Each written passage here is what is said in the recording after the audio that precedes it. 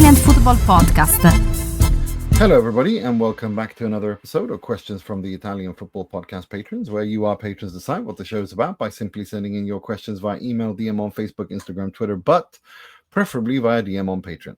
I'm joined, as always, by Carlo Garganese. We got lots of questions sent in this last week, so let's start with the first question, which has been sent in from David Bacharach, who says, Grazie mille, Nima, for asking Patrick for his recommendations for his wife.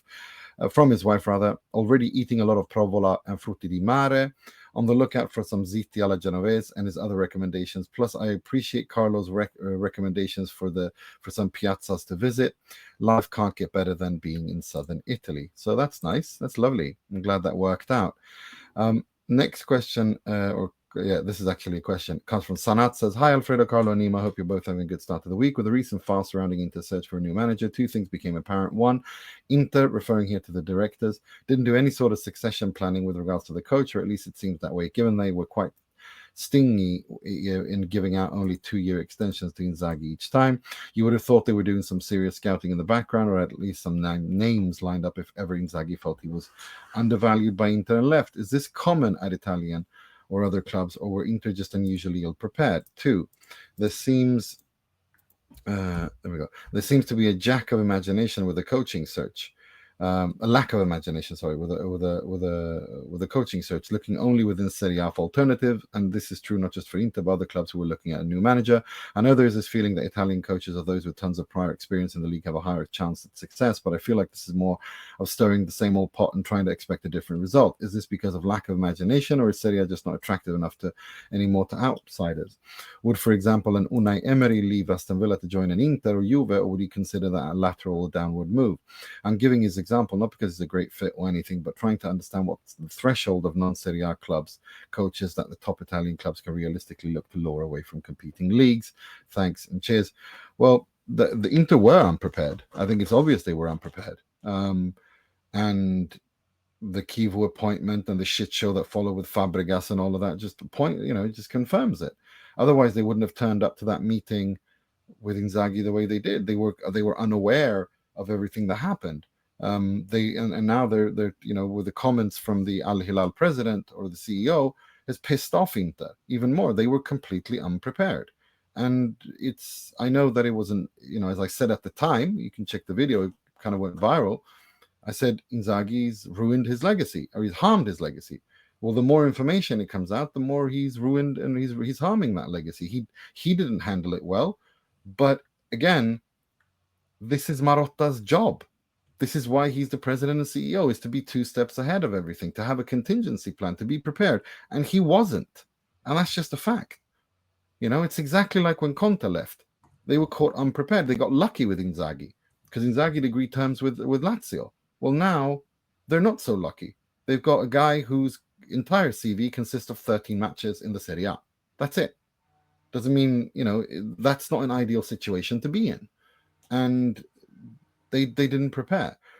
As for the Serie A and foreign coaches, look, I think that's a good point. I think that Serie A would do well to bring in external influences, but you also have to remember that the Serie A is also a very special league. And in order to succeed in that league, you have to understand and know how it works. And not very many foreign coaches do, because they don't play that kind of football anywhere else other than in the Serie A. So it's kind of like a circular argument, if that makes sense. Yeah, for sure. But I mean, it's, if you look at the coaches of the big three or the top clubs in Italy now, it's clear that we're starting to risk going down the same route as we have with the players, which is that our best coaches start going abroad as well. And that let's hope this is just a one-off this summer, and this is not a trend that's going to continue, because we can't have Juventus, Inter, Atalanta as well. We can't have the level of coaches that they're hiring to be the norm. When I say level, doesn't mean they won't necessarily prove to be good. 2 of them are still relatively young. It's more, they should be going. You'd expect them to be going for bigger, more proven names. And they haven't. So we'll see if that continues now. But at the end of the day, the Premier League's got the money, so it can pay the best salaries to coaches as well, can pay bigger salaries to coaches than the Italian clubs club, and that includes teams like Aston Villa. Yeah, no, there's no denying that for sure. There's right now he prefers to be in Aston Villa, and I can understand him because he's done, he's got the financial muscles there to actually do something, to do something there, and he's taken them to the Champions League, which is unbelievable. And he why would he go to Italy at this point? Yeah, okay, winning the Serie A, that's great, but at the same time, you're kind of left thinking, well, he's making more money with Aston Villa. He's in the Premier League. They're a top side in the Premier League. Why would he leave? And I'm I'm a person who's always admired someone like Emery. I think I've always thought that he's someone who is very underrated. Even I think he was very, the way they mocked him at Arsenal, I didn't like that. I thought it was very unnecessary and silly. But he's a good coach, and I think he's proven that everywhere he's been. Maybe not as much as Arsenal because they, where they were, but this is a redemption for him. And at this point, I wonder if he would come to. And the funny thing is, I actually think his football would work at a Juve and an Inter. I think the way that he structures his teams, I actually think he would work in the Serie A. But it is what it is. Jamie Drum says, hi guys, my question this week is with Coppola, another promising young Italian leaving Serie A. Is the league in danger of becoming another league and that can't hold its top talents? Also, do you think this could be beneficial to Italian national team? As you say, Serie A teams don't develop youth and will instead develop the other leagues. Well, we kind of answered this question last week, didn't we? When we spoke about Coppola on the Monday pod that was on Wednesday, I think it was. So we're not going to talk about that. But I do think that one good thing out of this could perhaps be that the national team has the players that do well elsewhere in the top leagues outside of Serie A. That could benefit the Italy national team. No,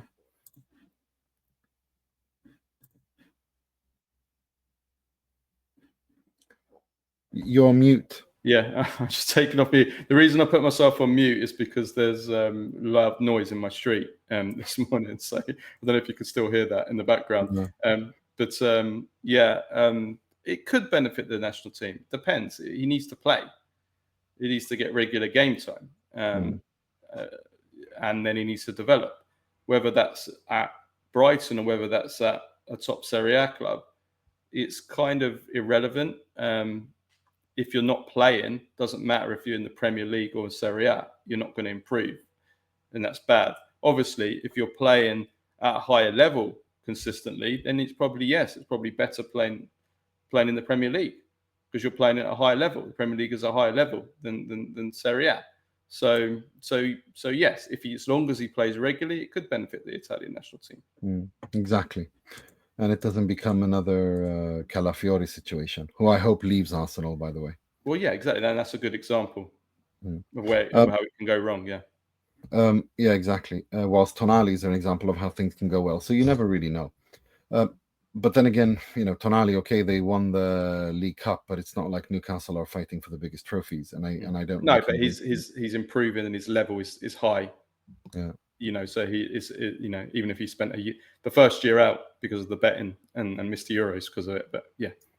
So it didn't really benefit the Italy national team, but but we hope it will do. Yeah.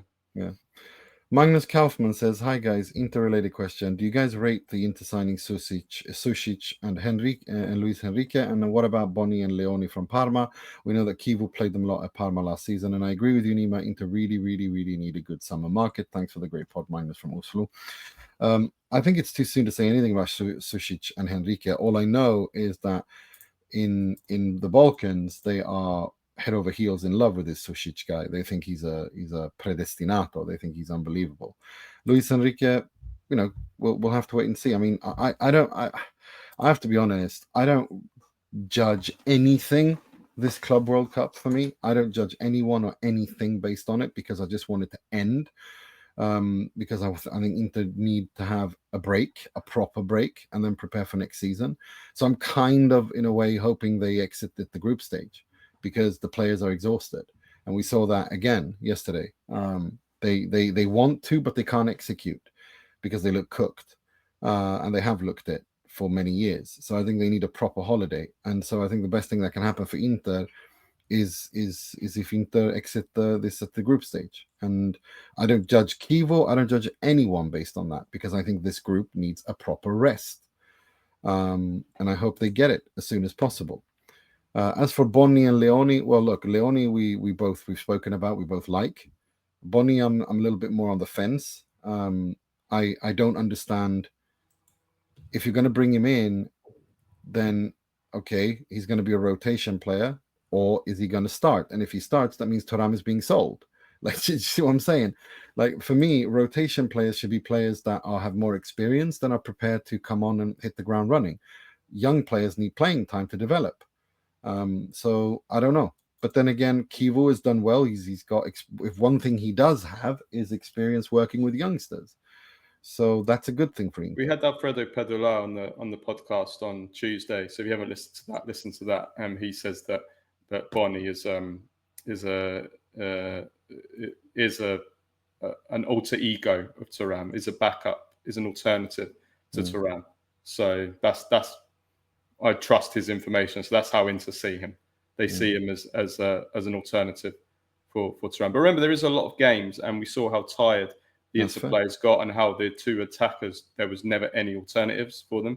So I think that he will get enough game time. But yeah, I agree with you. If you're a youngster, for me, the bigger question is kind of what it means for Francesco Pio Esposito, who is somebody who actually Pedula said this week himself in another video, not with us, that he considers him a predestinato.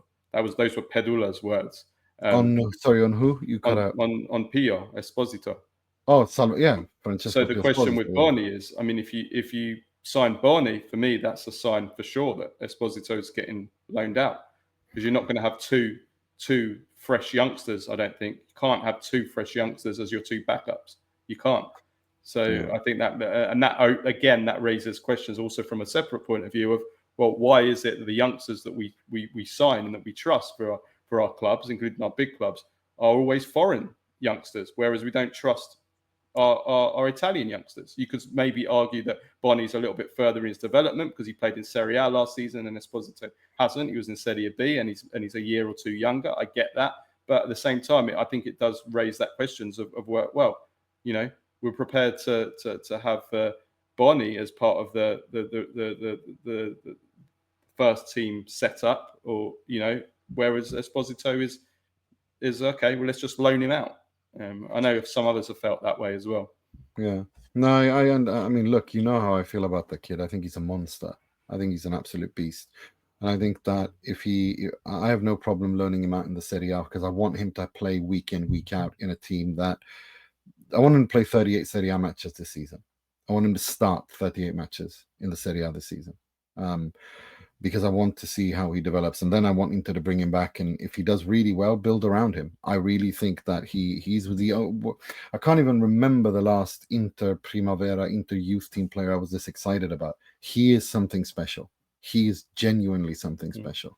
And if he's that special, then I mean, I guess I'm talking more from an attitude point of view. The attitude of Italian clubs when it comes to Italian youngsters is the first instant attitude and reaction is, let's put him somewhere else, whether that's Inter or a big club with a player, or if it's, well, he's among our team, so we don't quite want to give him a game because we're not sure, So it's either loan him out or just not give him time. He's with you, but you don't give him time. That's the instant attitude always with it towards youngsters in general, but especially Italian youngsters, and that's the issue I have. It's an attitude issue. I agree with the attitude issue, but I think with him, I want him to be nurtured. I don't want him to be burned out, and I don't want him I want them to take care of him, because I think there's something special there, and I think it can help Inter in the long run. I'm glad that they extended his contract. I'm glad that they are controlling his future, and I think this kid is special. I really do. I really, really do.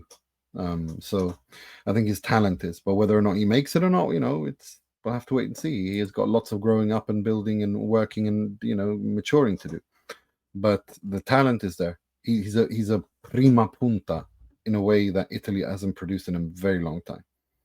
And with all due respect to Matteo Retegui, who has Italian heritage, he wasn't produced in Italian football. It's not about nationality. I'm talking about players with Italian heritage produced in Italian football. Retegui did not grow up in Italian football. He's Argentine. He was brought up and raised in Argentina. So he's not a product of the Italian football system. So just to make that clear. Jack Hacken says, hi Calcio, big shouts. Got another question for the pod. First off, most important question, does Carlo also get to a transcript of all the questions for the Q&A pod? Well, yeah, we have a document. He reads it, I read it. So yeah, we put all the questions in the document and then we both read it. Is Igor Tudor the man who can jumpstart a new winning era at Juve? This upcoming year for Juventus is clearly a building year. Excessive players will be sold off. Giuntoli has been killed off. The club departments are being restructured, and Elkan seems to be pulling a De Laurentiis by intervening and seemingly taking more control. Tudor, on his part, has restored balance to the squad and saved everyone's butts last season, and is well liked by most people at the club. If he does well this season, maybe not winning trophies, but securing a comfortable top 4 finish and getting to like the last 8 of the Champions League, would be set up Juventus for a superior, more competitive future. I really want Carlo to take the lead with this question since he's the Juve man. Lots of love, Jack. Igor Tudor. I mean, it's difficult. I mean, I prefer to answer this question at the end of the market, when I can see, it's always difficult, isn't it?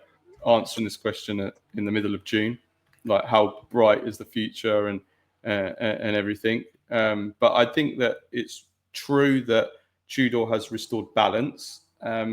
It's true that there wasn't something right with the spirit, the feeling within the camp with Motta, similarly to how it wasn't right with Spalletti at Italy. And I think that is important. And I think with Tudor, even though he has had his problems with players within his squad at former clubs. We had problems at Marseille, Lazio, had some players that really detested him, like Guendouzi, for example. I mean, and some others. He's not somebody that will always necessarily, there's not going to be issues there. But I think that you know what you're going to get with Tudor. He seems to at least get the team sort of like fighting and playing. In a similar way to Antonio Conte might not necessarily always be friends with the players or liked by the players, but he will get them playing. So I think that, I think I've said before in recent episodes, I think it was once you've missed out on Conte, given the alternatives and given all the uncertainty and turnover and other coaches for other clubs, it was probably the right decision. Whether or not that can kickstart a new winning era, I think it's too early to say. We need to see what happens in the market, what the squad is going to be like at the end. And then, of course, Tudor still needs to prove himself as to whether he can be of the level of a Juventus. This is the biggest club he's been at. And we don't always know how well a coach can do at a big club until he's been there. So there's a lot of there's a lot of uncertainty at Juve still. They don't even have a sporting director. They don't have a technical director. They don't, and any successful club needs to be run well by competent people in those positions. And Juventus don't even have those positions filled yet.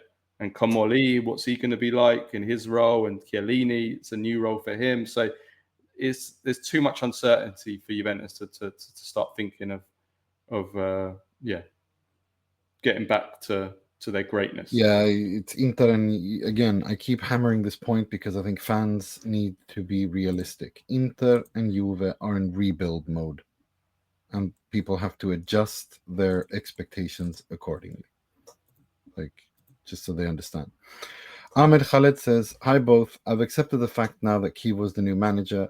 Nerazzurri to the T, coaching staff, and I also think that we need change and rejuvenation. That being said, and taking from Bergomi's latest comments where he said that Inter can also change formation. Kiva was born with the 4-3-3, and now you got Luis Enrique who's good 1v1. If you take a fast striker, a physical midfielder, and a quick defender, you can also play with a 4. Who would you get as a physical midfielder? I prefer a Regista, but physical also works, given we sort of lacked that for 6 years. And also, is Leoni fast? Lastly, how would you start with Inter in a 4-3-3 formation in terms of player selection? Albeit transition will take time from a 3-5-2 that we've been playing for 6 years now, but with different styles, of course. Leoni isn't that fast, but he's very he's very good in the air, and he's strong, and he's reactive. That's what I like. I like his read of the game and his physicality, but he's not exactly fast. I wouldn't call him fast. Yeah, I mean, I need to see more of him over. The thing is, from what I've seen of him, he's never really been put himself in a position where he's had to be in a foot chase with anyone, from what I've seen. So it's hard to know. I can't really tell you that yet, to be honest with you. Yeah, certainly he is more of his playing time coincided with Kivu taking over when the defensive line was a little bit tighter and lower. And he played aggressively, and he did get those tackles in and interceptions in first, and so yeah. But he definitely didn't come across as slow, from what I saw. I'm not saying, but I don't think we need to see more of him before I can tell you. It's the same thing though. Like it's not like either you're slow or fast. You can kind of be in between. But for me, I wouldn't call him fast, but I wouldn't call him slow either. I think he lives off of his physicality a lot, his ability to read, and the defensive ability to neutralize attackers and get under their skin more than anything. So yeah, he's very physically though. He's a monster physically. He's a beast. in terms of strength. Beast. And this is somebody that sent Lukaku flying at the age of 18. This is why I would love to see. This is why I want to see Leoni and Pio Esposito train together. I think it would do them both a world of good, because Pio Esposito is a physical monster, and this guy's a physical monster. And if they could train together every day, they would improve each other. They really would. I really, really think so. As for the physical midfielder, look, I think the links to Ederson make sense to me. I think he's good at so many things that the Ederson links is very logical to me. But we'll have to wait and see. I mean, if Çalhanoğlu leaves, stays, Rovella comes in, Ricci comes in, who leaves? I mean, it's all very up in the air. But I do feel that Inter have decided that they need to freshen things up, and they can't just play back three all the time. They need to kind of change the formation to keep it fresh. The problem is that what do you do with Lautaro? He's not a number 9. He's not a sole number 9. Do you play him out wide?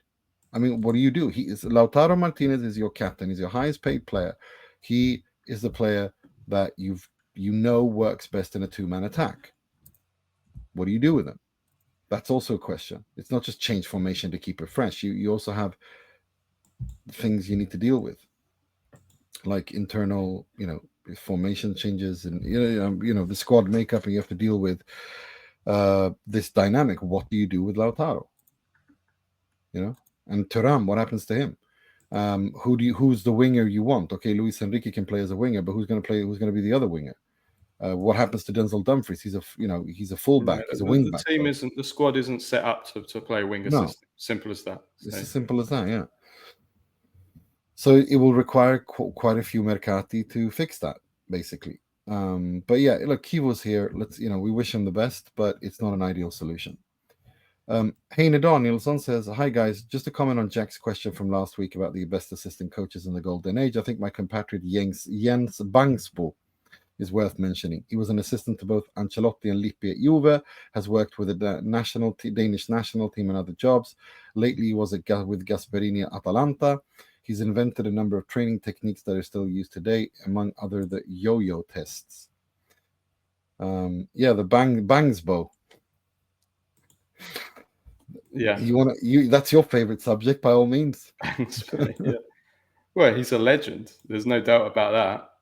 The success that he's had, the success that teams have had that have been, that he's been working with, and there's no doubt about it. No argument at all.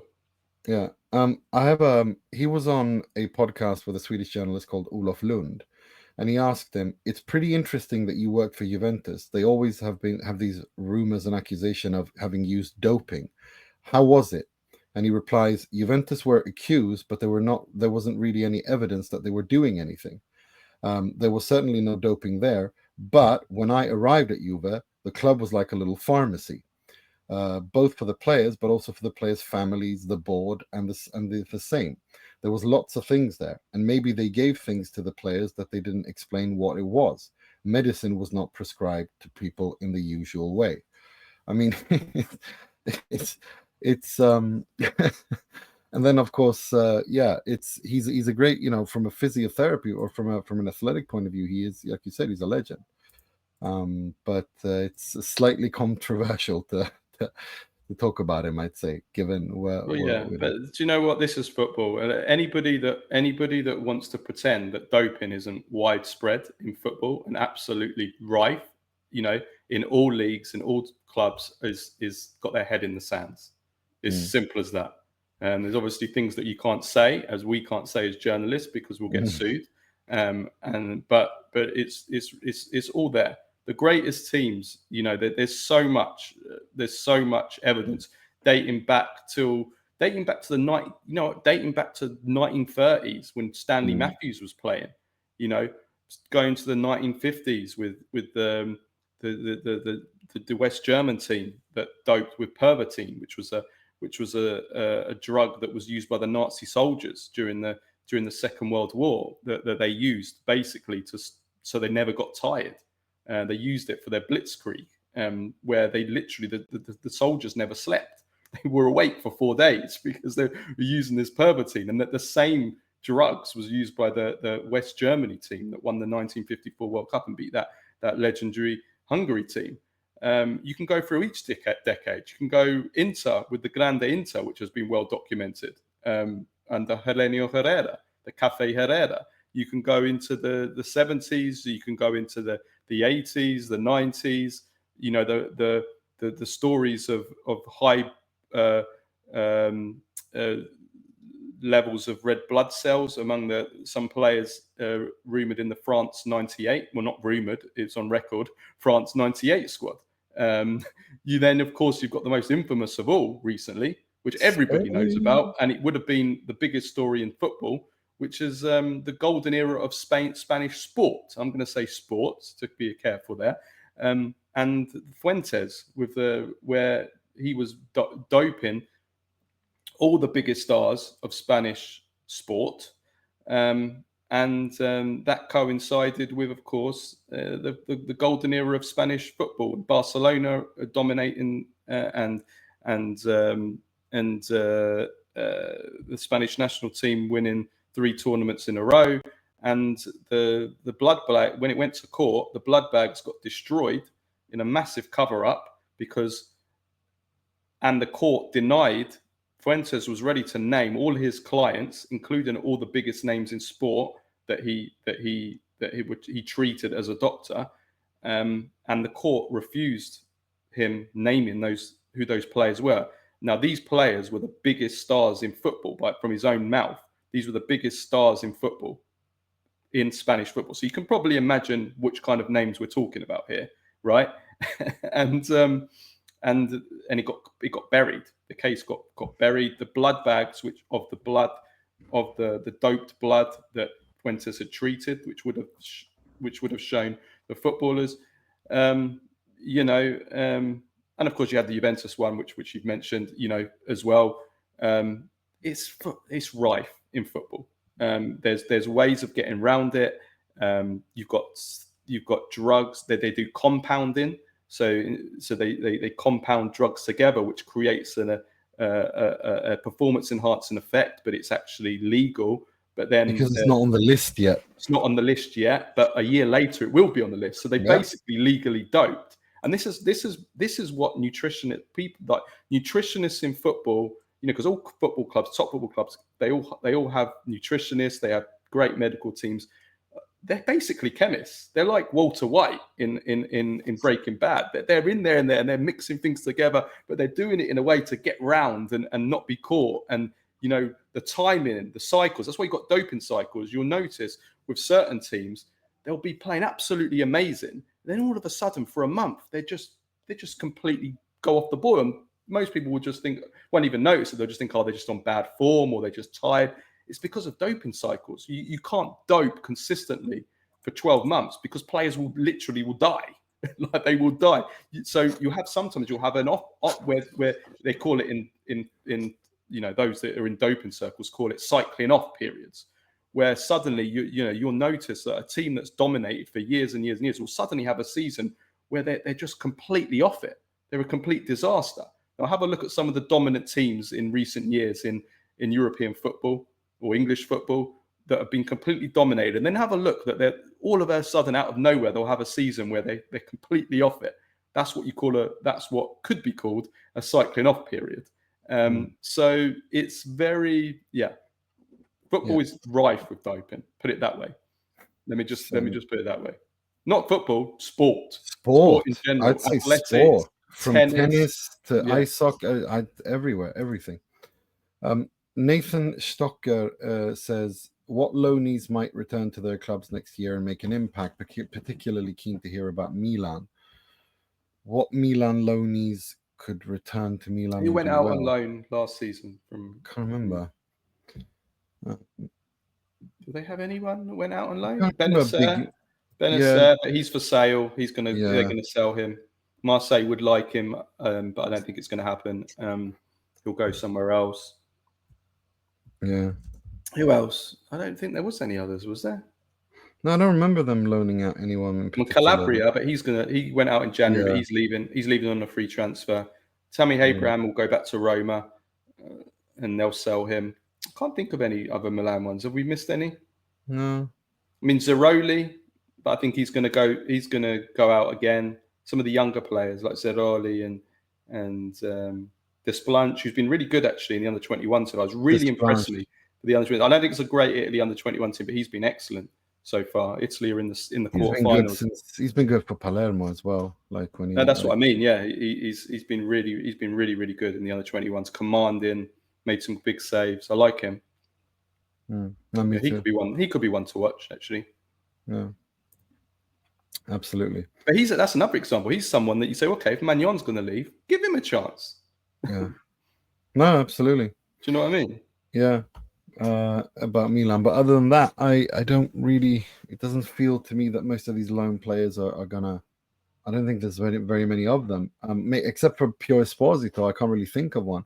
But I think Inter want to give him. Was the question not on Milan, AC Milan? Well, it was particularly to hear about Milan, but yeah. But I mean, Esposito is the one that sticks out for me because he's the one who really had a good season, like of all the loan players. Bilal Mirza says, hi guys, few thoughts been simmering for a while and I want to get your thoughts on this. Arteta had no experience as a manager of a first team in the EPL before he was given the Arsenal job, but he's done well. Although he's had many years of below par results where the club simply said trust the process. How does Kivu compare to Arteta in this situation? Kivu at least has 13 games experience in the Serie A. In an ideal situation, he needs more time at Parma before such a big move. And in fact, he's taken a monumental career risk by accepting this job now.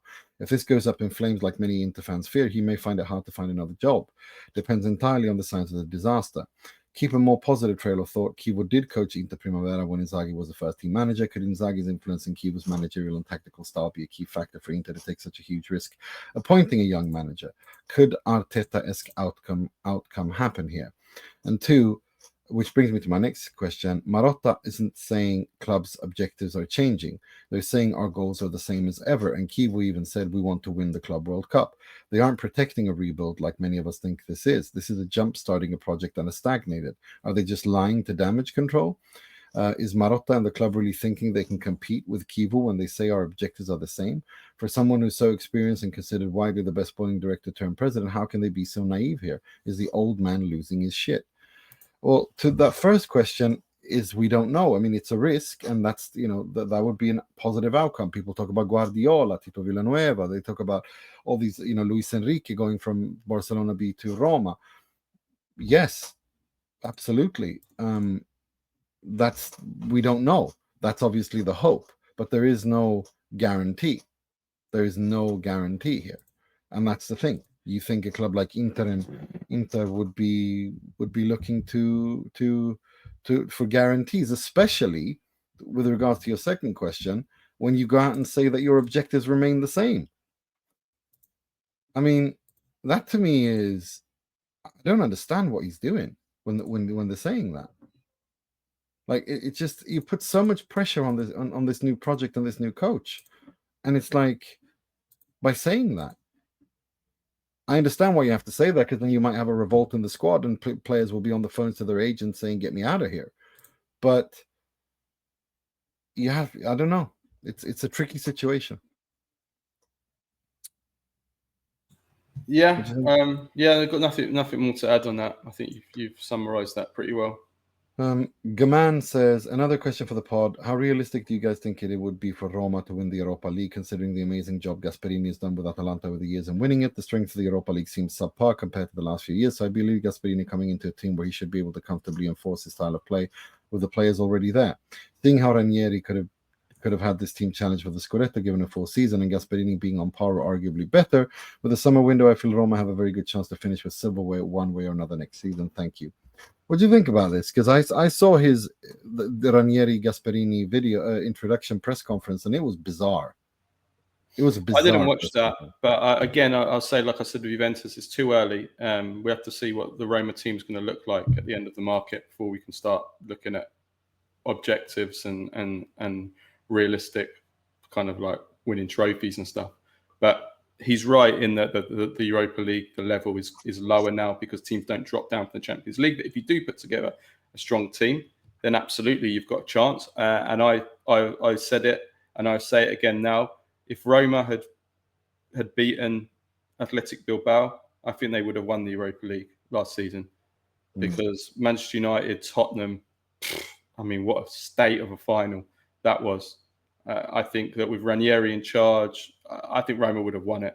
And if it hadn't been for Mats Hummels doing that act of just madness, it would have still been a tough game because Bilbao Athletic away is very tough, but they could have got through that. I think they would have won it. So I think that was their opportunity to win it. I think. But we'll see. Let's see at the end of the summer. Yeah, let's see. I agree. Let's see what happens. But I also think that it's a very volatile place, and Gasperini is not exactly a diplomat. Let's see what happens. Ranieri in charge by October. Yeah, well, that's the worry. And if you saw the press conference where Ranieri basically said, "I told him that people don't like him here, and he's not liked amongst the fan base, and I didn't like him." I mean, I don't know how you start off a call. Like, it was bizarre. It was a very strange press conference. But yeah, we'll see what happens. Luca Prisciandaro says, hi guys, question for the next Q&A. What are your respective opinions on Auxilio? He seems to be in a strange spot with Marotta acting as both president and sporting director, and in recent times Inter appear to have dropped the ball on some big issues. Example, losing Skriniar for free, Lukaku twice, choosing a different club, losing Inzaghi, signing Palacios over Leoni, etc. Could this be because it's not clear who's responsible for what between them? I appreciate that Auxilio guided Inter through a tough period, but do you think Oaktree would be better served bringing in a proper DS, more akin to building young squads like Sartori? Thanks in advance. I don't just put this on Auxilio. I put this on Marotta as well. I mean, they're a team. They work as a team, and they've not, they've made some very big mistakes. Some things they've done has been excellent, but many of the things they've done has been mistakes, and you listed all of them. As for Auxilio, like, he's been there for such a long time. I wonder now. How long's he been there for? At least 10 years. At least 10 years. He was there when the Banter era. Oh, for sure. And in charge during the Banter era. See, I've always had that feeling with Auxilio that he's a bit of a Paratici. Take Marotta away and then it will just all go to shit. I might be, maybe I'm being unfair there because it was difficult during the Banter era, but that's the impression I've got from him. Yeah. I don't know. I think he's very hit and miss. I think he's very good at spotting talent. He's good at signing young, talented players and building relationships in certain parts of the world. And then not so much. Like, why bring in Palacios? I think Paratici's like that as well, though. Paratici can spot talent. He's actually not got a bad eye for talent, Paratici. But then when it comes down to like negotiating, but also when it comes down to squad building, team building, the idea that you need a core, the idea that you need continuity, that, you can't just spot a great talent, buy him, but then get rid of another talent and think you're going to improve, which is where Marotta's always been the master. He's always been the master at building. Yeah, that's true. That's true. Well, yeah, I mean, I think maybe I think 2027 is when Marotta's contract expires, when it looks like Oaktree are looking to sell the club by then. 2027 is when I is what I'm looking forward. That's for me. That's the break date, I think, for this entire Inter project of Oak Tree, which I think it started this season, but it was never gonna be long term because they're not interested in running football. They're interested in making money and getting their money back. They had a possibility to gain a high valued asset and make it profitable and sell it on, and that's what they're doing. So I think 2027 is what I'm looking at, and I think at that point, Ausilio and Marotta and the others will leave the club whenever the new owner comes in. Yeah. Whoever that is. Nick Passaretti says, "Hi guys, here's a fun one for the pod. What's your best 11 of coaches who played in the Serie A? Pick your own formation based on whatever logic you'd like. Each coach needs to play the position they were best in. And then you could do a head-to-head and see who would win." Okay. So just on that note, there was a video that went viral yesterday of Gasperini when he was playing, elbowing Maradona, and I don't know. Did you see that video? No. It was really quite funny because they also showed the interview of Gasperini after the game, and Gasperini was denying it, saying it was just a contrast, just a what do you call it, like a coming together, like it was no, and like the Napoli fans were really upset with him, and they were like saying it was deliberate and he should have got sent off. It was quite amusing. It was like 1988, I think. Yeah. So, what are we saying? Best 11. With the coaches. Okay. Let's bring up the list of coaches, shall we? But listen, I can't think of except for Dino Zoff. Oh, we're doing all time, not doing the current. Okay. Yeah, like a starting 11 of coaches. Yeah. So Dino Zoff. I mean, I can't think of very many other goalkeepers that are good coaches. Well, you're not going to find anyone better than Zoff anyway, the coaches, unless Buffon. But Buffon's not a coach, so yeah. He's not a coach, is he? Yeah. So it's got to be Zoff, but I can't think of any other goalkeeper that's had a successful... Zenga was a coach. He's not had a successful career as a coach. No. So what's the criteria? They have to have been a successful coach. Yeah, I think so. I don't know. No, well, he's just saying best 11 of coaches who played in the Serie A. Yeah, well then it doesn't really matter how good they were as a coach. But I think it's Zoff anyway. Yeah, but I'm just saying generally, I can't think of very many coaches who were goalkeepers. Just can't do that. Yeah, Zoff. It has to be Zoff. Yeah. Zoff for sure. Yeah. Then go Nesta Cannavaro, your central defenders right there.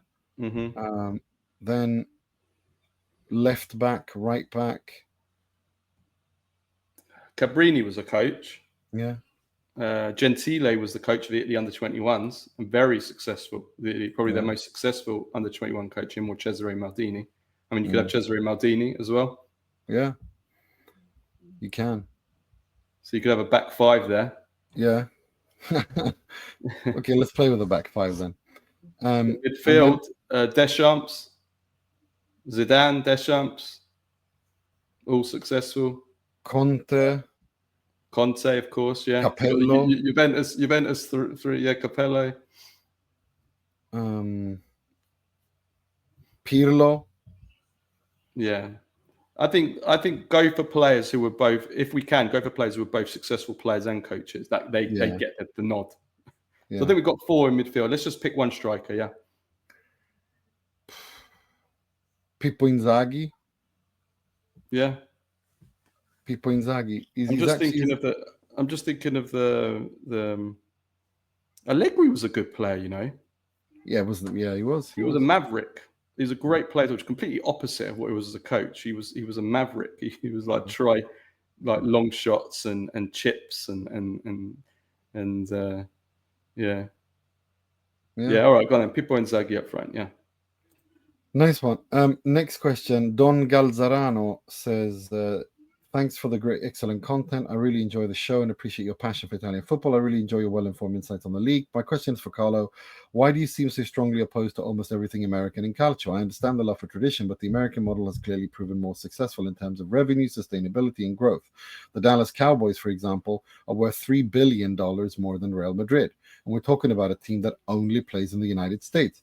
You often criticize American owners, mock the word soccer, and yet also lament how Italy has modernized. Isn't it possible that the issue is with specific investment groups rather than American owners as a whole? P.S. You have a large English-speaking audience abroad. It's worth considering how some of these comments might come across. I think that, before you say, because it was addressed to you, I think we've been very nuanced in our discussions.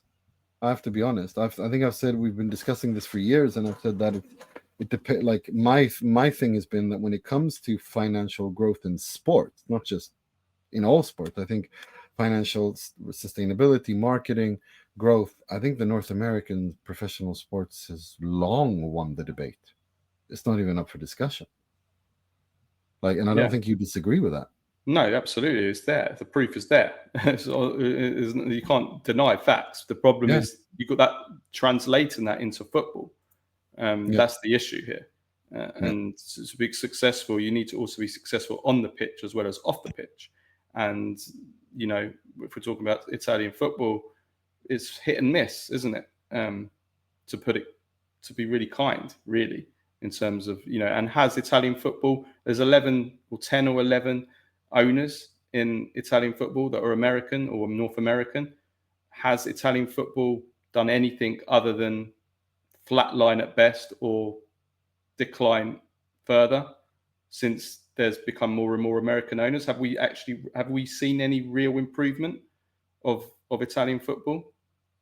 Sportingly, financially, the TV deals continue to go down. The revenue gap in terms of revenue, just have a look at the latest Deloitte, compare the latest Deloitte Football Money League rankings of revenue brought in by the clubs in Europe. Compare the 2025s or 2024s to the previous year and then the previous year and the previous. And have a look at the graph. Since Americans have got involved in Italian football, has it made any difference to the widening gap between Italian teams and the Premier League and the other teams in Europe? No, it hasn't. The gap has increased. So from a financial angle, we can't say it's improved if in comparison to the Premier League and the other leagues. Not blaming that all on the Americans. A lot of that is down to just Italian culture and the Americans maybe wanting to change certain things but not being able to because of the way it is in Italy. So not blaming that all. I'm just saying it's fact that since Americans have got involved, it hasn't really improved. And yeah, on a sporting point of view, you know, including the Italian players, what players are we producing? Are we producing better players? Are our teams better? Are the players in our teams better? Are our coaches? You know, look at the coaches that we have at our clubs. Are they better than before? We can't say the Italian football's improved since the Americans got involved. So that's just to address that part of the issue. But I'm not against it. I mean, yes, I do think every league should have some identity. I know we live in a global world, but just selling out your league to America and thinking that's going to solve everything, I think that's been my issue. I think it's ridiculous. Yeah, I think it's I think there's certain things. I don't believe in copying. I don't like copying. I believe you can learn something from everyone and anyone, even things you don't want to learn from people you might even hate. But I think there's a lesson always to be learned. It doesn't always mean that you need to follow it, but I think there's a lesson and you can learn something from anyone and everyone. And I don't believe in copying. I think you need to understand that what is your unique traits, what is your unique strength, and then you look at what others do well, and then you adapt to, you try to adapt it and you try to make that work in your context. I don't believe in copying what the NFL does in the Serie A. That it would come across as stupid. But learning from what they do, watching what they do, being ambitious, thinking outside the box, planning, structuring, and then executing is what we should do. And whether that's American, whether that is, Antarctican or Swedish or Iranian or Australian or Martian is irrelevant. What matters is the lesson you learned, and that how honest you are about what you're good at and what you're not good at. and brutally honest. What am I good at? What am I not good at? What can I improve? How do I improve it? And then go from there on. I don't believe in copying things. Oh, they did great over there, so let's do like they do. Well, they have their own context. They have their own abilities. They have their own heritage. They have their own. Do you know what I mean? Like you can always learn from other people and from other cultures and other structures and stuff like that. But it doesn't mean that you need to abandon everything you have yourself. Yeah, and using the example of Dallas Cowboys, making $3 billion more than Real Madrid is kind of irrelevant, because if you take the owners of the Dallas Cowboys and put them in charge of Real Madrid, what, you're going to tell me they're going to make $3 billion more? Of course not. It's kind of irrelevant. And you've also got to adapt to what works in football, and there's some Americans that have done that better than others. Obviously Milan has been a example of where they've tried to bring over a model of working, this Moneyball model of copying what worked in baseball and thinking it would work in football. I mean, that's just it's. I mean, come on, we can't be serious here. No. I remember there in English football, there was the Clive Woodward, the coach of the England rugby team that won the World Cup. One of the best coaches, and he moved into football. He became like the head of football at Southampton, and he had a real ambition to almost like wanted to become the main man in football. His methods that he took from rugby, thinking that they would translate into football, they didn't work. And this is the most successful man in rugby, and he became almost a bit of a laughing stock for what he was trying to do in football. So, things don't translate directly. But yeah. Yeah, it's exactly it's context.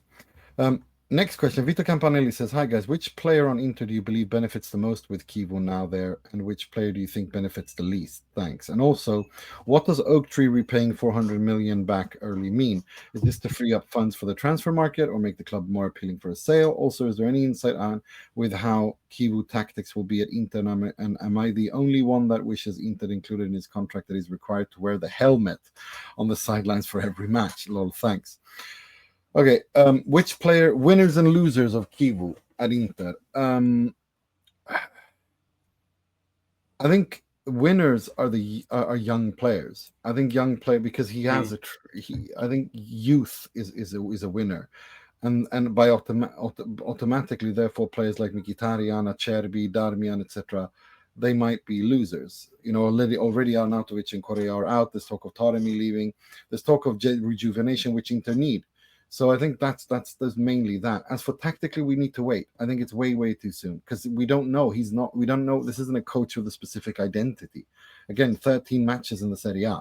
It's impossible to draw any conclusions from that, from a tactical point of view. Inter have played one official game under his reign. It's impossible to say anything. So that's that. As for this repaying thing, okay. So here's the thing: Inter had a bond issued. It was set to expire in February 2027, and they keep refinancing it at a high interest rate. What Oaktree have done, because Inter's finances have improved, is that, without going into the detail because we don't know yet, but it is that they intend to repay that bond in full.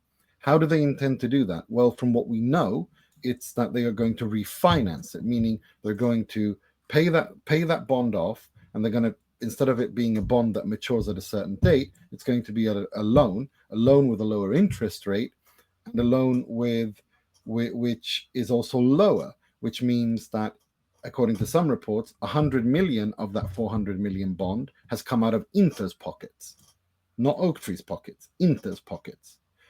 And some of that will come from Oaktree, and some of it will come from the new loan to make up the 400, which what it essentially means is this is a way to reduce Inter's debt. This is a way to reduce the interest payments that Inter make, and to reach the next step of financial sustainability. If anything, this means that Inter can't. If people were expecting Inter to spend 100 million in the summer, they can forget that. I wonder if they even reach negative 30 or 50 based on this information. And I think that's something we have to contend with. This is the new reality Inter are in. The winning cycle is over. People need to understand that. This is a reboot.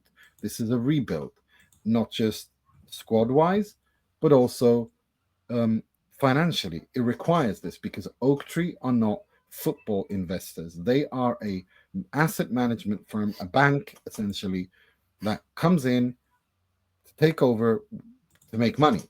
And they are doing that. They're making Inter more attractive to investors. They want their money back.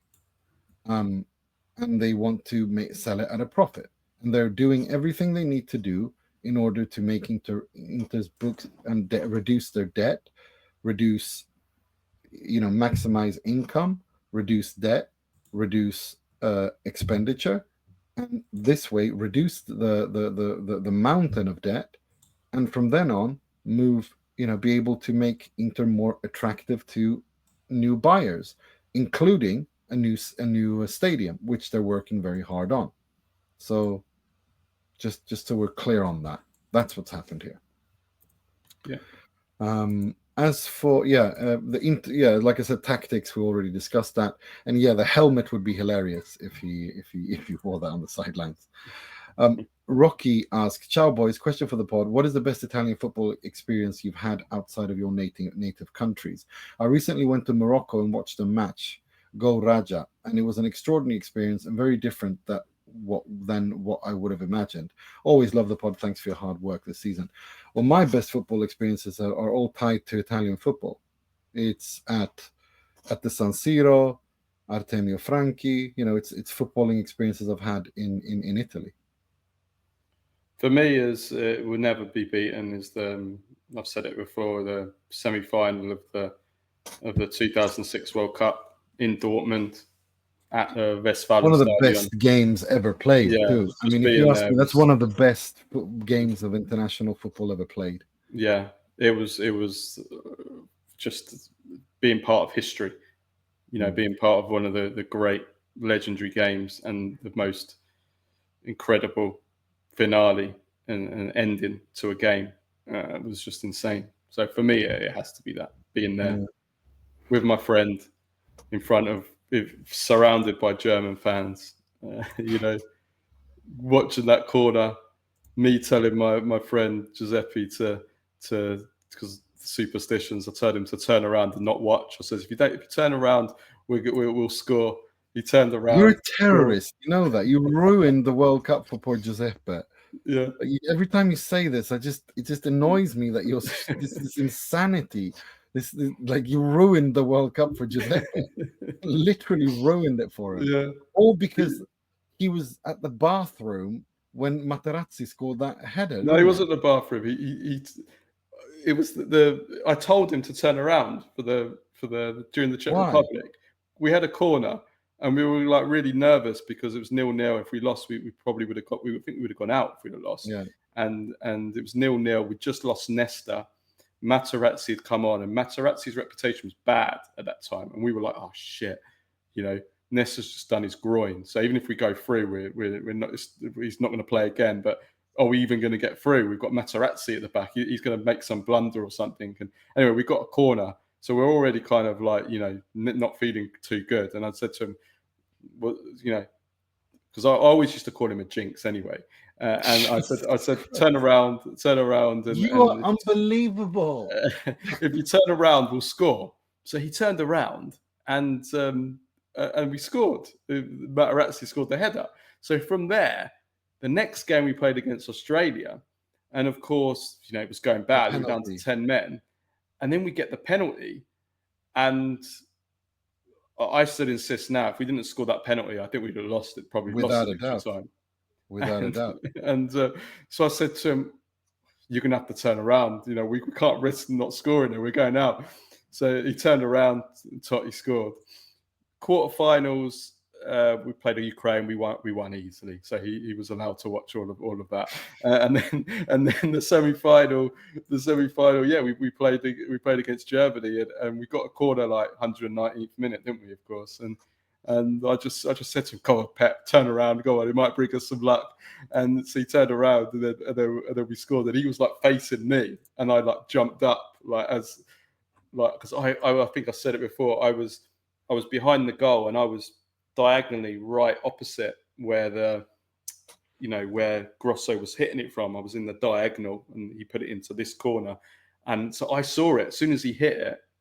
I could see straight away it was a goal. So I jumped up like before it even gone past Lehman.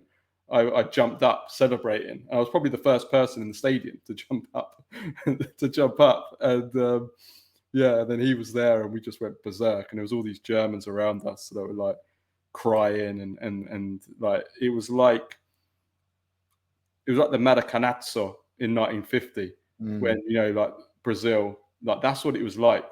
Or in 2014, remember when they lost 7-1 and all the everyone was like, that's what it was like. Those were the scenes around us.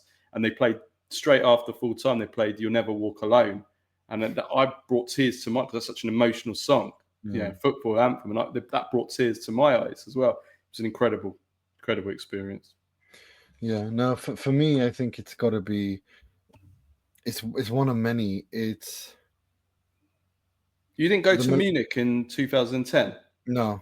I mean Madrid. Sorry, Madrid in 2010. Madrid, no. I was San Siro. My most amazing experiences have all been tied to the San Siro. Like, I think I've been there. I don't know how many times I've been there. And Milan derbies, like watching. Yeah, I think the 4-2 with Milito hat-trick and Ibrahimovic brace was insane because of the tifos and the atmosphere. The Champions League semi-final return when Lautaro, like the tifo, the atmosphere, that was the best atmosphere I've ever had at the San Siro. It was unbelievable. Like it was unlike anything. It was louder than it's ever been, and that's a loud stadium. You could touch that, like there was some. It wasn't just something in there. You could almost touch it in the air. Like it was unreal. And then when Lautaro scored the winner, there's so many. It's all tied to the San Siro and mostly Milan derbies. For me, it's always that. It's without a doubt that. Live at a stadium, it's that.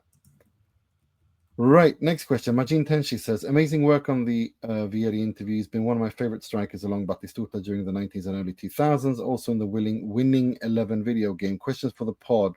As a Roma fan and Ranieri's biggest admirer, I'm happy that he's not taking the national team job and staying away from that zoo known as the FIGC. Do you think it's better for them to just burn to the ground and maybe just start with new faces? And two, speaking about that zoo show, did the FIGC make one of the biggest fumbles not bringing Carlo Ancelotti when he was leaving Real Madrid? And on a side note, Italy and Argentina have been my favorite national team since I was a kid in the 80s, and it pains me to see Italy become like this. Look, I think it's a huge mistake, the Ancelotti thing. It's a huge fumble. I don't understand that they fumbled that they hadn't been in talks trying to get in touch with. Do you know, like, I don't understand why he was never really considered an option. It goes both ways, I think, but it comes down to what you're saying about being prepared for a potential change if this Norway game goes wrong. I mean, we said it ourselves, didn't we, Nima? We said it since the Germany Nations League game, which was a shambles. I know we come back and got that 3-3, but it was a shambles. It was embarrassing, that game. We said it back. I remember saying it back then. I said then, I go, if we lose to Norway, Spalletti needs to go. So if we're saying that back in, when was it, March, end of March? And we said it again, didn't we? A few days before the game, we said it in our pod. We called for it. We said Spalletti has to be sacked if we lose this game to Norway. And that's what happened. So we called it. But if we were calling it, I certainly was back in March, then any competent federation, football federation, FA, would be already sort of like preparing a backup plan that if we were to lose to Norway, that we've got a coach to potentially come in. So you would speak to Ancelotti in beginning of April or something and say, look, Carlo, if we lose to Norway, there's a chance we might have to replace the manager. Would you be interested? You start having those talks, maybe not directly with him, but through his agents. And then Ancelotti could be like, well, I'll hold on before accepting the Brazil job. You know, I'll go to Brazil and say, look, I'll give you my answer. I promise I'll give you my answer at the end of June or in the middle of June. I'll give you my answer. I'm sure Brazil would have held on for him. They've held on long enough. They've waited 2 years for him. So, you know, not just Ancelotti, but other coaches who have since taken other positions. Ranieri was officially presented on the Saturday, the day after the game. So that's why I said from the start, I never thought that would happen, because I thought it would be so embarrassing to Roma. Pioli as well had already given his word to Fiorentina. You speak to these coaches in advance. You say, look, you know, even if you don't have an intention to get rid of him, you just plan. And I know you had the same criticism of Marotta as well with Inter, but it's true. That's what you've got to do. But I think it goes both ways as well. Because Ancelotti, he can say as many times as he wants that he wants to be the coach of Rome and the coach of Italy. Well, bloody well do it. Don't, do you know what I mean? So I think it goes both ways. I agree. 100%. 100% agreed. As for the better let it to burn down, I mean, I don't know how much more it can burn down than not making the World Cup twice. That would be to not make the World Cup thrice. So I don't know how much more they can burn down. Yeah, it's already burnt. It's already like the town from Game of Thrones where the dragon burnt. It's already ashes. You know, how, can you burn ashes, or what happens if you burn ashes? Nothing. You can't. There's nothing left. There's nothing left to burn. Yeah, agreed. Next question. William Paganini says, Ciao Carlo Nima. My question for the pod is, if you were to become the sporting director of Juve, who would you sign? Which players do you think would fit Tudor? Who would your striker for the club be? Osimhen or Retegui? I think this is an interesting one. I think playing a 3-4-2-1 with Kenan Yildiz, Chico Conceição, or Nico Gonzalez, and then my number 9 would be Osimhen. I honestly think Victor Osimhen, when fit, would work brilliantly in that system. If money was no object, then yes, Osimhen, for sure. Yeah. For sure. But then they have to make that work financially. Pedula told us that he wouldn't rule it out. So let's see what happens there. But yeah, number 9 has to be the first priority for Juventus this summer. And if you're able to afford it, whilst also not weakening the rest of your team, be it through selling or through not being able to strengthen other areas you need, then yes, Osimhen.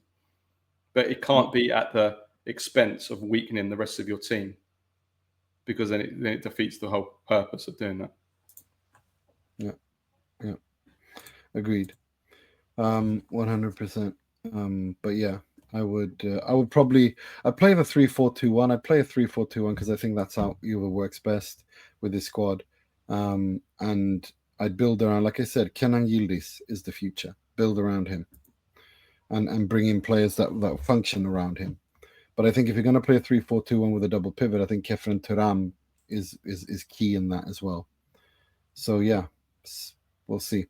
Next question. Luca Capone says, "Hi guys, Luca here from Toronto. I'm going to ask my long-awaited non-culture question first. What's the go-to spot to grab a bite to eat in your area after a night of drinking and partying?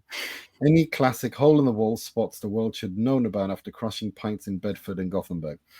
As an aspiring world traveler, it's important to know good cities to get shit-faced in, and where one can grab a solid meal to cure an alcohol left-handed cigarette-fueled hunger. Shout-outs to Melbourne for the incredible lamb souvlaki spots in Fitzroy. Back to Calcio, what do you think Gattuso's starting 11 will be? On the topic on new coaches, I'm curious which new signings Keeble will prioritize this summer. I really think he should give Tajon Buchanan a serious look. He had a fantastic game against the Ukraine. Also played against Ivory Coast. If he has a great tournament at the Gold Cup, then he could be an underrated addition to the squad as a rotation player. As always, great work on the pod. Forza Inter, Forza Azzurri, and all the best. Well, the best go-to spot after a night of drinking, I don't know. I mean, Gothenburg is like, it's not anything special here. It's just the usual McDonald's, Burger King, kebab bullshit. But I have to say, Cardiff, there is an entire street called Chippy Lane, which is just kebab shop after burger shop. There. Yeah, I've been there. Yeah, it's awesome. Like, it's been there, awesome. Yeah. It's just, Cardiff is generally a good night out. It really is. Got lots bit rowdy, but yeah. Yeah, what's your point? You're not going to church, are you? You're going out for a night of drinking and partying. What do you mean? I didn't mean that kind of rowdy, but yeah, okay. but yeah, Chippy Lane is really nice. It's awesome. It's a crazy experience. Bedford nightlife has gone down a lot since the pandemic. It's just, I mean, I know this is the case in a lot. I don't everywhere. know, outside, but yeah, everywhere. Like, there barely is a nightlife now. Like, you know, everything, pubs, every single week, another pub or bar closes down because the costs are too high. The costs of electricity, of you know, the supplies and everything, just the cost of living, and it's you know, so the nightlife is not what it was. But also, you know, after a night of drinking, kind of like the good places are all closed, like the restaurants are all done for the night. Yeah, so but he's not looking for that. He means like you're going to get what, greasy kebabs or like he's looking for a good greasy kebab, like, you know what I mean, like something like lamb souvlaki or something. Do you know what I mean? Like something like that. Yeah, for sure. Yeah, there's well, I'm probably gonna have to give a shout out to King Kebab, which is the place in front of my dad's, in front of our bakery. I mean, we own the place, but they run the shop. It's called King Kebab, and we've just had some new owners take over. They're Pakistani Italians, actually. They're from Italy, from Rome, but they're Pakistanis. They've just kind of moved over here, and they do some really, really great stuff. They really do. They're fantastic, actually. And so yeah, I recommend them. Nice. Yeah, that's pretty cool. Yeah. If you want to meet a Pakistani Italian, then yeah, go to King Kebab. you can't be many of them. The best name of a kebab shop I have ever heard in my life was in Dublin. Abra Kebabra. Oh, that's good. It still makes me laugh. I'm sorry. I'll tell you what, the best ever Abra Kebabra is just... It doesn't beat this though, Nima. The best ever use of the word kebab, and probably the prem face of the century, right? Which we've never said on this pod was. Do you remember Joe Kinnear? Yeah. Used to be manager of Wimbledon. Then he became like, for a while, he became like the sporting director, the head of transfers at Newcastle. I'm not sure if he's still with us. We might have lost him. Apologies if I'm wrong there. You can check it for me, Nima. Go on, check it. Joe Kinnear. Yeah, no, he's passed away. Oh, he died not too long ago. He died actually on April 7th, 2024. Right. Okay. Yeah, I thought he probably died, but yeah. Anyway, so he was, you know, bless him. He was a prem face. He was a big prem face. Some of his pronunciation of players, of foreign players, was legendary. So do you remember Yohan Cabaye, French midfielder, right? He played for Newcastle. So he used to call him Yohan Kebab. Instead of Yohan Cabaye, Yohan Kebab. And there was he was Irish, wasn't he? So I can just... But he wasn't really Irish. I think he was one of them, you know, grew up in England and was, but yeah, Irish family or whatever. Yeah. So yeah, there was one legendary press conference where he had this massive rant about foreigners or stuff, and then he goes, "Oh, we got Yohan Kebab," and like, you know, oh, it's brilliant. Yohan Kebab is outstanding. Right. As for the new coaches, and Gattuso starting 11, I mean, do you think he'll play a back three or a back four? Let's start with that. Well, his preferred formation is a 4-2-3-1. Yeah, so it's going to be interesting to see what happens. I mean, from what we've been told that's come out of the media is that he's looking to go with a back three. But I mean, has he used a back three in his career? I don't remember him playing with a back three. I can't. He definitely used a 4-2-3-1 at Milan and at Napoli. Fiorentina. But he was barely there. Fiorentina, he resigned before he started. I mean, that's right. Yeah, you're right. You're right there. Same as at Tottenham, where the fans launched a campaign against. What was that about? I forgot. I remember. It was because it rings a bell. he made some comments like 15 years ago, and they were like, "We can't have somebody that's made these comments." And I can't remember what it was. I can't remember if it was. I remember him and Joe Jordan going squaring off. That was fantastic. Yeah, that was fantastic when Milan played Spurs.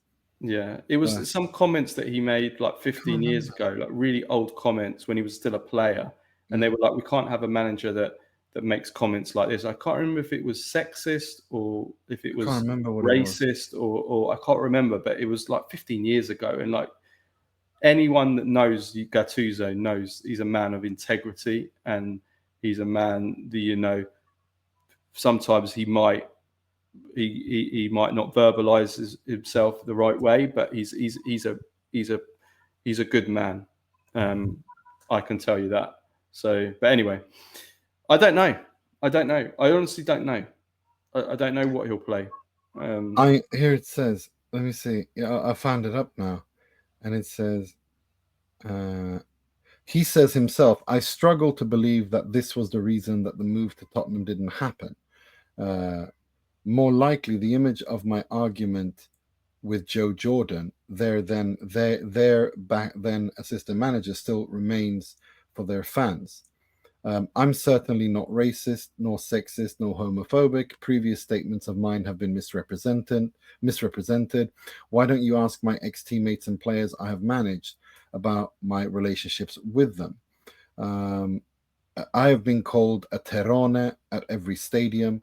As a racist, I wouldn't be very credible. Keyboard warriors are very dangerous and seriously undervalued. I'm a public figure and have the strength to react to slander, but not everyone can put up with it. There are those who, out of weakness, may throw themselves out of a window." That's his statements that he made. Yeah, he's right. He's right. I don't remember him ever saying anything like that. I don't know what that is about. Yeah. No, it was something he said as a player. It was something that he said as a player, but it was so long ago, and it was, Anyway. I never remember him saying anything. I think it was something about, I can't remember. Yeah. Anyway. I think it was something about in 2000. Oh, yeah, this is the one. I found it now. Speaking in 2008, Gattuso said, "In church, marriage should be between a man and a woman, even if this is 2008 and everyone can do as they please. I am someone who has believed in the institution of family since I was a small child. And for someone who believes in the religion, this to me is very strange." There are no, and then he spoke in 2013 when Kevin Prince Boateng walked off the pitch after suffering racist abuse. He'd said that, "I've lived 5 kilometers from Busto Arsizio for years, and that area is full of foreigners. There are no racists in Busto. What happened yesterday was the fault of a group of imbeciles. How many times have there been boos against white players in the past? It's happened to me too. I didn't give it any importance." Boateng certainly felt he was offended, but I continue to see it not as racism. It just seems to be the latest episode of collective idiocy from a minority. Yeah, it's the classic not understanding that monkey chants aren't the same as just being booed.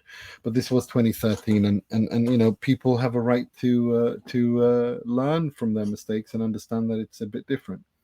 Yeah, but it's also somebody that just verbalized himself badly as well. It's not somebody that actually holds those views in terms. No, he literally called them imbeciles. Yeah. He wasn't defending anything. He was just expressing his views. I've always found this, unless somebody comes out and actively says, starts denying or propagating for genocide, literal, ongoing or previous occurrences, or actively talks like that.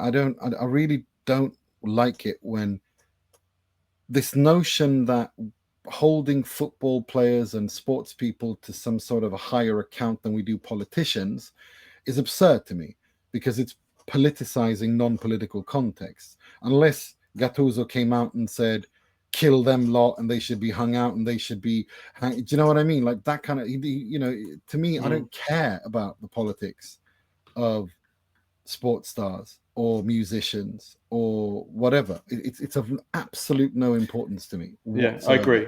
We need to move on anyway because I've got to get out of here soon. So we're gonna have to hurry up. Yeah. Roman D'Alessandro says, "Hey guys, I got a couple of questions for you this week. With the Club World Cup here at the in the World Cup a year away, I'm certainly buzzing as a North American. Every year I try to catch a couple of European teams that are on tour in the US, and it's always a fun time. I know it's a tournament that gets its rightful criticism, but I'm in agreement with Vieri. I think down the road it's going to prove to be an improvement to the previous format that is mid-season. I think because there are good incentives at each stage of the tournament, the clubs can sort of go at it prioritizing what they need to focus on most versus useless friendlies against other teams. For example, I think it presents a massive opportunity for Juve to earn back some of the stupidity of Giuntoli, and for Inter, they can integrate into some youth. I know it's not ideal, but it's the reality of the schedule, so the teams need to utilize the best they can. 10 years ago, it seemed like a dream that I'd witnessed the World Cup at home, not to mention my city. I'm curious if you two have any interest in attending the World Cup here in North America. Do you think we will put on a good show? If so, what city stadium would your ideal place to check out? One quick thing on the topic of North American soccer. I'm wondering if you two remember the name Davide Chiumiento. He was a Juve youth product in the early 2000s that somehow ended up here in Vancouver. Considering the luck we have had seeing Italians in MLS, he was my favorite to watch live. Ridiculous dribbler. Grazie mille to you both. I remember him, yeah. He was Swiss-Italian, I think, wasn't he? If I'm not mistaken. Sure. I don't remember him at all. I remember him, though. He was a good player on one of the champ managers, actually. He was like a really promising youngster at Juventus.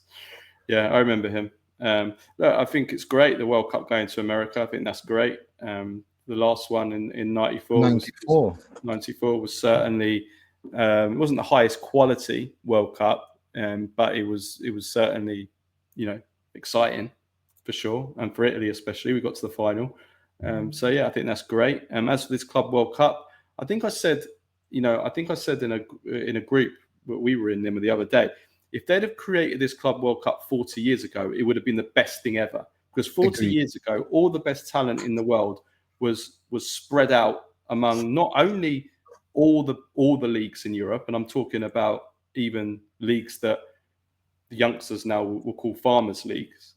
I'm talking about the South American leagues, these European leagues, but I'm talking about outside of Europe. I'm talking about South America. All the best talents. Like if you go back to the mid to early 80s, all the Brazil World Cup squad and Argentina World Cup squad, like 90% of them played in Brazil and Argentina. Yeah. As a result, they had some incredible teams.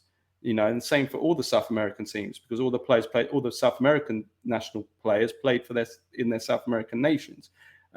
So they'd have done this 40 years ago. This would have just been a dream. I mean, I remember the Intercontinental Cup was always an amazing, it's a one-off game. It was always amazing. I remember Flamengo thrashing Liverpool 3-0 with Zico, like just destroying Graham Souness and running the show.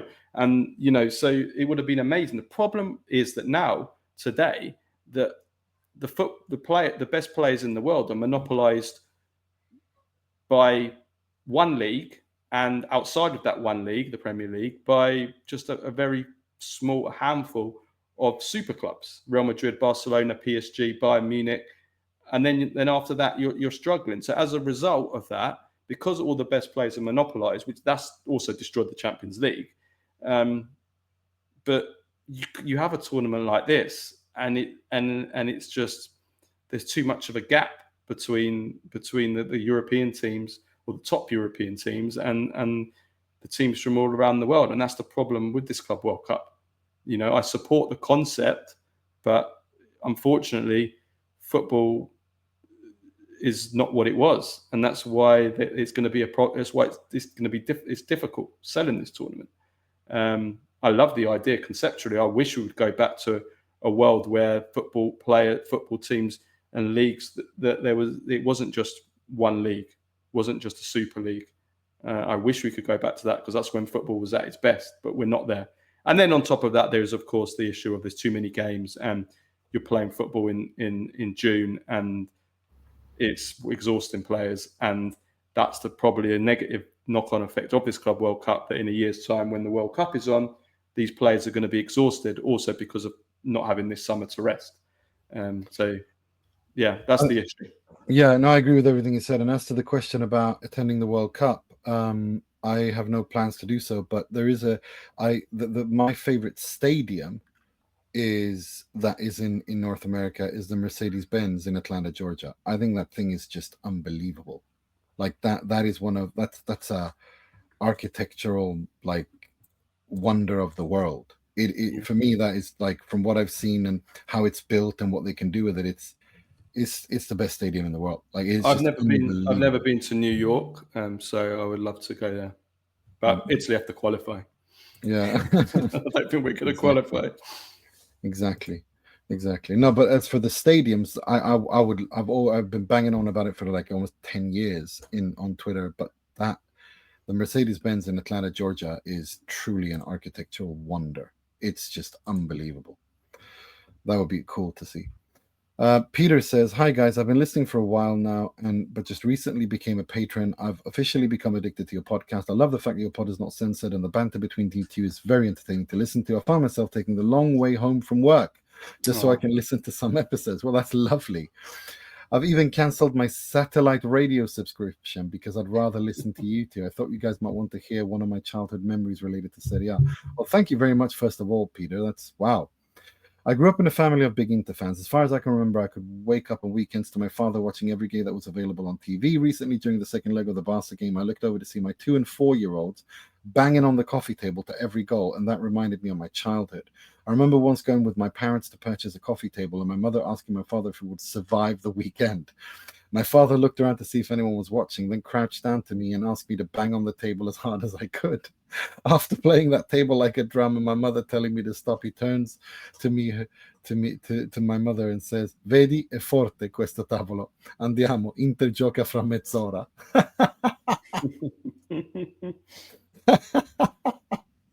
In English, that is, "See, it's strong. This table is strong. Let's go. Inter play in half an hour." That is brilliant. While he was banging on the table. Even if I slept in, I would be awakening to him banging on that table to goals, good and bad plays, etc. After the Vieri interview, I was chatting with one of my neighbors, Lazio, an Italy fan, and then I started complaining, Inzaghi leaving, Inter falling apart in the final, Spalletti not working out, Italy possibly missing out on the 3rd World Cup in a row, etc. Then my neighbor stops me and tells me to stop complaining. Then he said something that resonated with me. If your wife and kids was having a bad day or a bad month, what would you do? Complain or think of all the positive things that happen? Stop overanalyzing and just enjoy the game. So this brings me to my question. You think because of your jobs and analyzing the sport, it's affected your ability to just sit and enjoy the game without thinking of the stats? Or has it done the opposite and strengthened your love for the sport? Growing up watching Serie A in the 90s and 2000s, I remember enjoying it more because maybe it's because I don't know all the players, team statistic, etc. Keep up the good work, Peter from Canada. Well, first of all, that was a fantastic question. Thank you for those. Thank you for sharing that story. It's brilliant. And thank you for those very kind words. It's an interesting question, but I have to be honest. We've kind of both spoken about it, that club football doesn't feel the same for either of us, does it, anymore? No. And it's not to do with our jobs as much as I think the money, the concentration of the money, but also what I just said in the answer to the last question, like the game is monopolized by just one league and a few clubs and leagues, and there's no competitive. It's just not very competitive. But that's actually one good thing about Serie A, is that it has become a bit competitive, but on a bigger level, European level, continental level. Football's been ruined. The money's ruined it. Some of the rule changes have ruined it. The commercialization and the Americanization of football. Seeing shit like speed, everywhere, and it just piss off. All that kind of stuff has spoiled it for me. But from a broader point of view, also, I would say that he is right in the sense that, sometimes you just want to watch a football game and just enjoy it. But because we're journalists and because we've got this show, you're always having to think, what are we going to say about this game on the pod? And you have to analyze it tactically. And like when I watch a game now, I'm just trained instantly to look at tactics, to look at, how the players are moving around the pitch and mistakes and patterns of play and where players move and all this kind of stuff. Whereas if we didn't do this, you could just watch it and you don't even have to concentrate. and that's probably what you do as a kid. But it's also part of growing up as well. Now, everything's more magical when you're younger, but it helps when what you're supporting is the best in the world, which it was when we were young. That helps as well, because you enjoy football a lot more when your team's winning than when it's losing. So there's that as well. So there's a bit of everything, really, but that doesn't change the fact that, football has declined a lot, I think. Yeah. And for me, it's also the fact that, to add to everything you said, I don't like that the skill element has been removed. I don't like that it's become too athleticized, too system-based, almost robotic. The number 10, the Fantasista, have been killed. And that was my favorite role, the number 10, the Trequartista, the Fantasista, the Maradonas, the Baggios. Those were my favorite players, the ones that created football, that created the plays, that the geniuses. They've all been removed and killed in this system, and athletic, runners. And I don't like it. I'm sorry. It's all system based now, and it's what ruined ice hockey for me. Because ice hockey used to be about more skill, and now it's completely just robotic, almost, and it's kind of killed it for me, to be honest, to a certain extent. It killed ice hockey for me for sure. Right, next question. Kryzz says, ciao ragazzi, 2 questions. When will Gravina go F himself? And secondly, you talked about the Coppola transfer on Monday. This is one problem with Italian football. In January, when Giuntoli wanted to sign him at Juve, Hellas asked for 30 million. If I remember correctly, these are the numbers reported. Yesterday, I've read that Parma's asking 30 million for Leone after a few games in Serie A. A few years ago, Inter paid 35 million for Fratesi. Of the young Italians, Raspadori, 28, Bernardeschi, 40, Chiesa, 65. Do you see a pattern here? Every young Italian that comes up in the rankings of lower table clubs is sold or has a ridiculous asking price. For me, this is one of the problems with Italian football. Hellas asked 30 million in the winter, only to sell Coppola now for a third of the price. In my opinion, if nothing changes, the top clubs will start looking for more and more for players from other countries, and for the young Italian players, they'll move to the Premier League directly from smaller clubs. And then he's got, we're going to save, I want to save the story that he sent in about Kivu, because he's for next week, because it's very, very good. I like it. It's but I don't want it to drown in this, because we've got a couple of more questions to go through. So I'm saving the Kivu story, Kryzz, because he's Romanian, Kryzz, our friend. So I'm saving it to. Yeah, it's a great story. I had a read of that before. Yeah, we'll talk that next week. No, I think he's right. I do think he's right in general. That so sometimes we do overcharge, but I don't know how true that is about the 25-30 million. It might have been reported, but whether it was reported or not, I can't believe that they would drop the price that much. So I don't think that's true, that report that you read. But I think there is some general truth about charging a bit more to rival clubs, because you don't want your rival clubs to sign them. But at the same time, at the end of the day, he was available for 10 million now, and nobody went for him. So that's just unforgivable. Agreed. So Kryzz, we're keeping the Kivu story for next week, just so you know. Sandro Mehic says, ciao Neiman Carlo, question for the pod. As a lifelong Inter fan, I appreciate your interview with the legendary Vieri. He made me an Inter fan growing up with his iconic number 32. He was my first idol. I had a lot of his jerseys at home, but when he moved to Milan, I got so disappointed I threw it all out. There's only 2 clubs in my view you can't join after you wear the Nerazzurri shirt, and that's Juve and Milan. So we went from hero to zero for me. So for now, for my question, what's wrong with Marotta? First, he hires Kivu because there was no real other options. Now we have Kolarov as an assistant manager and Palombo as I don't even know what he is. This can't go well, can it? What to expect from Inter top 4, and why are Acerbi, Mkhitaryan, and Darmian still here? Need some answers. And now that Inter got hammered in the final, and it's clearly time for a minor rebuild, as I as a fan expect at least one signing that's going to make us believe and excited again. I'm not talking about Sucic or Bonny signings. I really hope for a signing like back in the days, like Snyder, a player that can do something out of nothing. I know there's not many of them to pick from, but if you ask me, I would love a player like Nico Paz or Arda Güler. Young and very talented, plays between the lines and can shoot and dribble. These types of players we pay to watch. Is there any possible way Inter going to pull this off, or is this just my foolish imagination? What do you think? Would that be the right move? If you ask me, it's the right time. Best regards, Sandro. I think Nico Paz and Arda Güler, they're controlled by a bigger fish in the hierarchy, so they're not. It's not going to be easy. So I think with Inter's finances, that's never going to happen. We're not going to buy a Snyder type player for for a long time. It's going to be young, free transfers, young players, up and coming. Do you know what I mean? Like that kind of thing. So that's where I'm with that. As for the staff, I don't really care about the backroom staff as much as the way that it was handled, and I also don't understand. Kolarov has no coaching experience. Kivu doesn't really have much coaching experience, so it would be nice if there was someone there with experience, but they've decided to not go with that. And again, this can go really well and it can't, but it's the unknown that kills everything for me. What do you think?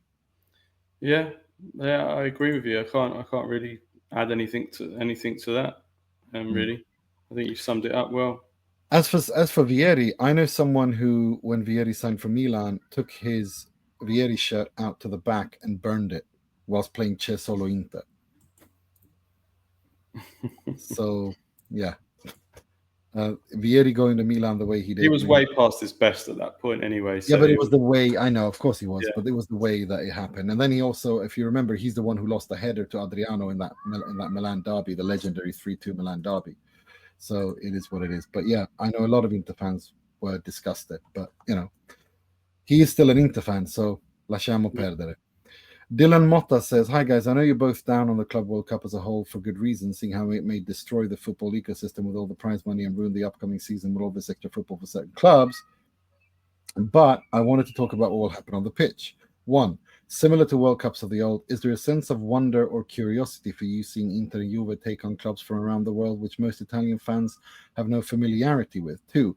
Would you consider a good tournament? What would you consider a good tournament for Inter or for Inzaghi and Al Hilal? 3. Would it be bad for the sport if the rest of the world clubs were simply dominated? Would it be bad for the sport if the rest of the clubs were simply dominated by the Europeans? If I offered either of you a Club World Cup, but in exchange you would finish 4th and win no cups out in the round of 16 Champions League, would you take it? Thanks again and enjoy your summers."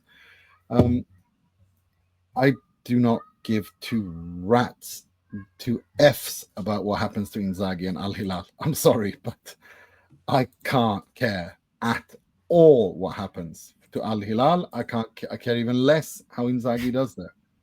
Like, I'm sorry. I don't. I think the way everything that happened in the last few weeks just leaves such a bad taste for me that I don't care. Yeah. Like question 1, I think we answered that already about the curiosity. 40 years ago, I would have loved it. But now it's like, we're talking about players who are not really, they're lower level players. There are still some youngsters, some of those South American, Brazilian teams. There's still some really there's some really promising young teenagers playing and stuff. The Chelsea lad that's joined in, for example. But yeah, would it be bad for the sport? Unfortunately, that's what's probably going to happen generally. And we saw Bayern winning 10-0 because of what I explained in the previous questions. That there is the best players are monopolized by the rich few, and they take them from a very young age. So you don't get many that are left when you play these tournaments. And as for question 4, would you finish 4th with no cups? It depends which team you're talking about. Well, I assume he means Juve or Inter. Juve or Inter, yeah. Well, no, I mean, look, I think that's what Inter and Juve can hope for, to finish 4th and not win any trophy. Like that's the standard now. And if you'd rather win a Club World Cup, no, because I want Inter to have a rest and prepare for the next season. I don't like it was such an exhausting and long season. Inter need their rest. They need to be able to prepare, especially when they're coached by someone who doesn't have any experience. How do you feel about Juve? No, yeah, I think he means, like, would you take 4th place in Serie A, but you win the Club World Cup? Yeah, but that's what I'm saying. Yeah, No, because it means that if you were to win the Club World Cup, you have to go into the middle of July. Yeah. No, I would say that you can't accept fourth. If you're entering Juventus, you can't accept fourth. You go to try and win the title. So yeah, it has to be. But they're not going to do that. Neither of them are going to do that. Like the way that it looks. I mean, Well, maybe Juve, Inter, sure as hell ain't. No, it's just Kivu Alexander Kolarov and Angelo Palombo. I'm sorry, like. Well, no, it's too early to say that now in the middle of June. Okay. But you know, Inter have still got, you know, on paper they've still got the strongest team in Serie A right now on paper. But we'll see what it's like at the end of the market. Yeah, we'll see. Joao Antonio says, question for the pod. Hey guys, I'm looking for new books to read about calcio in either English or Italian. Any recommendations? I've read The Miracle of Castel di Sangro, Winning at All Costs, and Ultra, the Underworld of Italian Football. John Ludden's Maradona books. Yes, absolutely. And he's just released a new one, which I'll give a little plug on Scott McTominay on the Scudetto winning season that's just passed. So yeah, John Ludden's our good friend, and he's the best storyteller, and he tells the best stories, and his books are full of them. So yeah, John Ludden for sure. That would be my recommendation. I don't read many books, to be honest. I prefer watching documentaries, films, and just learning through watching football matches.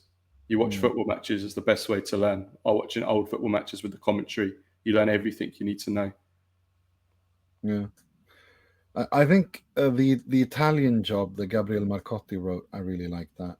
And also I like, he co-authored books like Paolo Di Canio's autobiography. He's done Gianluca Vialli's as well. And also Capello, which was kind of unauthorized or unofficial, but so those are good ones. John Foote is also someone who writes fantastic about Italian sport and Italian football, so I can recommend him. Next question, Marc Thoreau says, hi guys, and thanks a lot for the pod. Always great to hear insight to a level that really provides perspective. A question for the pod, seeing Chala being linked to Galatasaray, would love to get your guys' perspective on what would be the best replacement for him as a like for like or alternative as a different profile. I very much appreciate Rovella, and I think he's improved leaps and bounds over the last couple of seasons, but amongst the Rovellas, the Ricci's, the Edersons or others, who do you think is best to take Inter a step up? And PS, why the hell bulk at say 10 million euros commission for Jonathan David and then be ready to potentially pay 45 million for Højlund? Thanks again. Best of summer. The last point, it's about payment structure. Usually when it comes to commissions and shit like that, it's a bulk payment, isn't it? Whilst a transfer fee is paid over a couple of years in several payments. So I think that's what it is. And I think that's kind of what the problem is. But yeah, I do agree with you. I mean, at the end of the day, it's math. And if you can get Jonathan David on a free transfer and you have to pay maybe 20 million in commission, okay, it's his wages. Højlund would cost less, and that's probably what it is. But still, I mean, he's more ready than Højlund. You can't tell me that. Tell me anything but that. So I'm with you on that. As for Çalhanoğlu, I really like Rovella. I really like Ederson. And I really like Ricci. I think it depends on where you want to go. I personally think maybe Ederson would be my favorite if you want to change formation. But if you're going to continue like this, Rovella, probably. That's where I am. Yeah. And speaking of Rovella's club, Rhys McQuigg says, hi guys, question for the pod. What do you expect from Sarri 2.0 at Lazio? I've read that Sarri is going to be given the final say on players coming in and out, but with no European football, how much can he really change from his last stint at the Olimpico? Well, I mean, we know Sarri's football. We know how he plays. Likes to dominate the midfield, control the game. We have to see what players come in. There's been sort of like reports going out. He doesn't like Tati Castellanos. He wants to change him. Surprised me a little bit. Well, I'm not a massive fan of Castellanos, but I think he does tie the play together quite well, and that's something that Lazio struggled in the second half of the season when he was missing for quite a lot. We'll see what wingers he goes for as well. I think he's targeting some wingers. There's some reports that he wants a Yazabal, which would be a great signing if you can get him, the guy that scored the winner in the Euro final. Yeah, I mean, it's going to be exciting for sure. I would have kept, I think I said it before, I would have kept Bonny, but, you know, Sarri is still, to have Sarri, one of the best coaches in Italy, is fantastic, isn't it? So can't complain with the replacement. That's the thing, though. I would have rather had Maurizio Sarri at Inter than Cristian Chivo, even if it means going to a back four and even if it meant changing and blowing up the team. I would have rather have had that, because the way that Sarri's triangles work in the final third, I think someone like Thuram and Lautaro would have really benefited from it, even if they're not classical number nines. The midfield three is still the midfield three. I really would have liked to see Maurizio Sarri at Inter. I really would have. So I'm a huge fan of his football. I think it's beautiful. I think it's smart. It's balanced, even though it's attacking and possession based. His teams don't concede a lot, and he rarely gets hammered. And he's a very disciplined drill sergeant. So I have no worries about Lazio as long as Maurizio Sarri is there. Yeah, and just before we finish, Sanat has complained that I haven't told any Bedford stories for a while. So on the spot, I guess I'll finish this episode with one. So I'll finish it by saying, I'm going to ask you a question, Nemo. How do you spell?